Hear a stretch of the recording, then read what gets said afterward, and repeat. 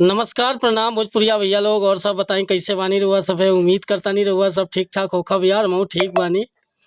और सब बताएं भैया का हो जात बा। आज बहुत बढ़िया मैटर लेके उपस्थित बानी, नवरात्रि स्पेशल और पचरा गीत लेके उपस्थित बानी भैया। बस नया म्यूजिक बनवा के बढ़िया तरीका से गायकी कर देता नहीं तो गाना 100% नवरात्र में बज जाए भैया। तो चलिए देर ना करते हुए मैटर के शुरुआत कर लिया कि कैसे गीत के गावे के बा, का एकर धुन बा, का लय बा।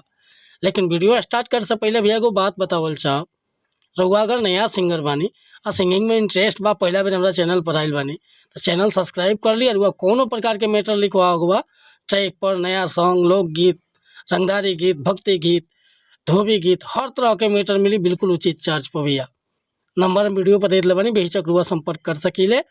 और आज के मैटर देखी पचरा गीत कैसे गाओ के बाटे।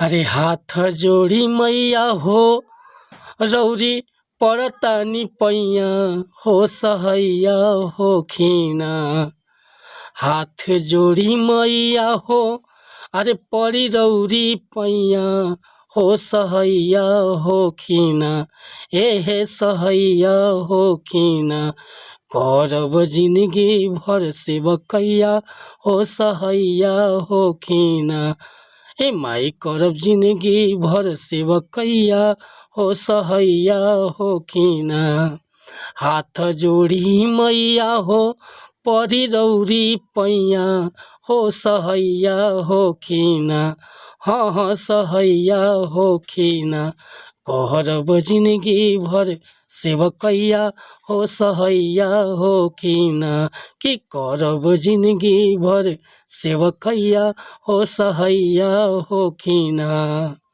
तो भैया अगर हमसे गाँव में कोनो त्रुटि भइल तो क्षमा चाहत नहीं भैया।